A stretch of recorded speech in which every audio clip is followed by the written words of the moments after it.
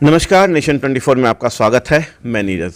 देखिए, हम लगातार कुढ़नी विधानसभा क्षेत्र का दौरा कर रहे हैं और हर जगह दाग के देख रहे हैं, समीक्षा कर रहे हैं, लोगों से मिल रहे हैं, उनकी बातों को सुन रहे हैं और जो प्रत्याशी के प्रतिनिधि और बड़े बड़े कद्दावर नेता जो जनसंपर्क अभियान चला रहे हैं, उनसे हम उनका इंटरव्यू कर रहे हैं, उनकी बातों को अपने माध्यम से जनता तक पहुंचाने का काम कर रहे हैं और प्रत्याशियों का भी इंटरव्यू कर रहे हैं, उनकी भी बातों को हम जनता तक पहुंचाने का काम कर रहे हैं। इसी क्रम में अभी हम बीजेपी के प्रत्याशी केदार प्रसाद गुप्ता जी के पास पहुंचे हैं और हम आपको बता दें कि आज 3 तारीख है और आज 5 बजे तक ही जो है जनसंपर्क अभियान का है। उसके बाद से फिर जो है 5 तारीख को यहाँ पे मतदान होना। तो चलिए हम इनसे बात करते हैं और जानते हैं पूरे दौर के दौरान जो है कितना इनको समर्थन मिल पाया, लोगों के बीच जब हुए तो कैसी कैसी समस्याओं से रूबरू होना पड़ा और क्या इनका एजेंडे में शामिल है। इन सारी चीज़ों पर भी हम इनसे चर्चा करेंगे और जानेंगे इनसे कि आखिर जीत के बाद पहली प्राथमिकता इनकी क्या होगी।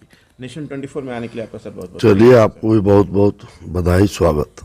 सर, मेरा पहला सवाल है सर कि लगातार आप दौरा कर रहे हैं, जनता के बीच जा रहे हैं, पूर्व में भी आप विधायक रह चुके हैं, कैसे कैसे समस्याओं से रूबरू होना पड़ रहा है या फिर जनता का समर्थन कैसा है? देखिए, हम भारतीय जनता पार्टी के सिपाही हैं और भारतीय जनता पार्टी के संस्कार में है कि यह 365 दिन पार्टी के लिए और जनता के लिए काम करती रहती है पार्टी, और मैं भी कर रहा हूँ। इसलिए कोई ऐसा नहीं है नया तो गठबंधन के लोगों के लिए है कि 365 दिन ऐश करते हैं और चुनाव के समय सिर्फ आते हैं लोगों को बीच, और उसमें भी अपने नहीं आते हैं। अब देखे होंगे कि मैं जब जनता जनार्दन के बीच जाता हूँ तो हैंडबिल अपने से उनके बीच जा कर के देता हूँ और निवेदन करता हूँ, लेकिन उनका जा कर के देख लीजिए, उनका जो उनके साथ रहने वाले लोग हैं या फिर रोज़ पर काम करने वाले लोग हैं, उन्हीं के द्वारा हैंडबिल जनता जनार्दन को मिलता है। इससे आपको अंतर बुझा जाएगा कि जनता का सेवा कौन करना चाहता है, जनता का मालिक कौन बनना चाहता है। सर, महागठबंधन के जो मुखिया हैं नीतीश कुमार जी, कल उनका दौरा था, क्या इससे लगता है, तेजस्वी जी का भी दौरा हो चुका है, क्या लगता है इससे असर पड़ेगा क्या कुछ? नहीं, कुढ़नी में सारा जातीय समीकरण टूट गया है और सारा पार्टी का समीकरण टूट गया है।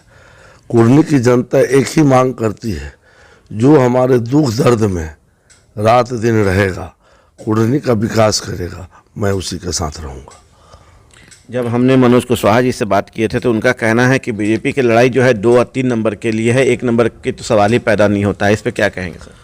आप तो जनता जनार्दन, जनता मालिक के भी जा कर के उनका पूछे हैं, उनकी हालचाल जी, उनकी इच्छा पूछे हैं, आप खुद ही बताइए।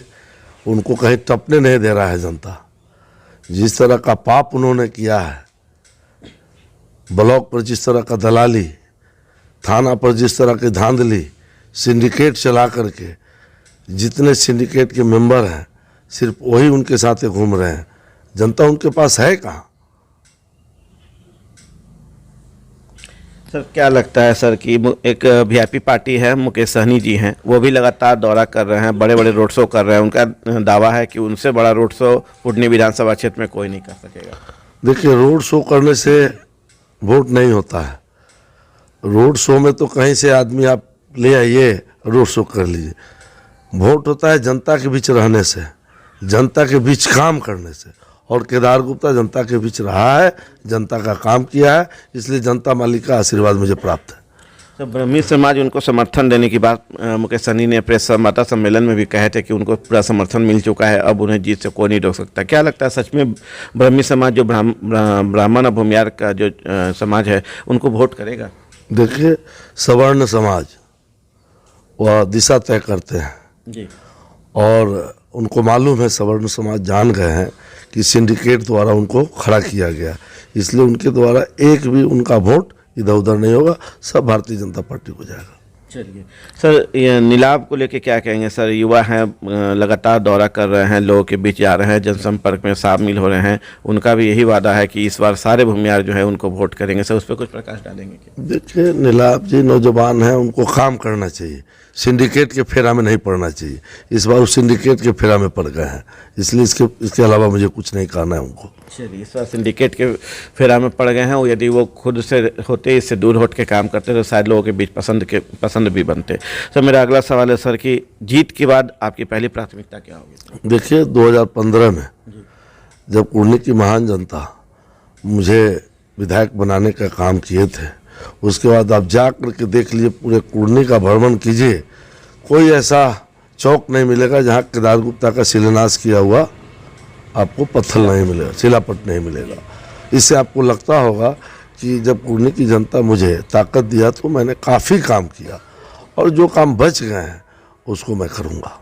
सर, 2015 के एजेंडा में और इस बार के एजेंडा में मुद्दों में कौन कौन चीज़ें शामिल है? देखिए, कुर्नी का सबसे बड़ा मुद्दा है, कुर्नी का ही नहीं, पूरे बिहार का मुद्दा है। आज हमारे मछुआ भाई, हमारे नुनिया भाई, हमारे तमाम जो अनुसूचित भाई हैं, इन लोगों से जाके पूछिए किस तरह आदरणीय नीतीश कुमार जी के पुलिस उनको तंग कर रहा है, रोड पर से उठा करके डंडा मार के जेल में बंद कर रहा है। हम लोग जब विधानसभा में थे तो हम शराबबंदी जब बिल आया था तो हम लोग शराबबंदी को सही माने थे, चाहते थे कि बंद हो जाए। लेकिन शराबबंदी कहाँ हुआ? ये तो सिंडिकेट वाले लोग चला रहे हैं इनके। ये तो सिंडिकेट के लोग शराब बेचवा करके, आप जनता से पूछिए ना, मैं क्या कहूँ, जनता बताएगा, शराब बेचवा करके मालोमाल हो रहे हैं। आज चले जाइए कुर्नी में, सिंडिकेट वाले और ये गठबंधन वाले किस तरह से शराब का नंगा नाच करवा रहे हैं, पिलवा रहे हैं, लेकिन जनता इनको नकार दिया है। सर, कुर्नी में जब हम दौरा किए हैं, लोगों के बीच गए हैं, तो यहाँ मुख्य समस्या जो मुझे समझ में आई है, जो लोगों द्वारा बताया गया है, जैसे भ्रष्टाचार है, कमीशन खोरी है, गुंडाई है, दबंगई है, पुलिस का दबंगतई है, ये सारे चीज़ें हैं। सर, तो क्या इस पर उम्मीद है कि आप जीत के आने के बाद इस पर रोकथाम लगाएंगे या एकदम बेशक मैं 15 से 20 जब विधायक थे कुर्नी का, तो इस पर हम लोगों ने रोक लगाया था।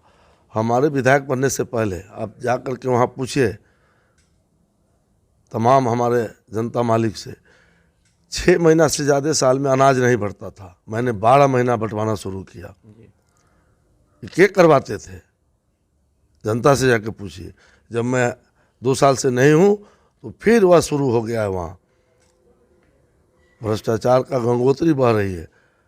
मैं जनता की ताकत के बल पर इसको रोकने का काम करूँगा। सर, केंद्र की बहुत सारी योजनाएं हैं, उनका कहना था ग्रामीणों का कि बहुत सारे केंद्र की योजनाएं हैं जो कि उन तक नहीं पहुंच पा रहा, चाहे उज्ज्वल योजना हो, कन्या योजना हो, अन्य योजना, बहुत सारी योजनाएं हैं जो बहुत गरीबों के लिए मूलभूत योजना है, वो नहीं पहुंच पा रहा। क्या लगता है कि अब उसके लिए लोग आपको वोट करेंगे और आपके आने के बाद सर उस पर फिर से सब पहुंचेगा लोग? एकदम बेशक।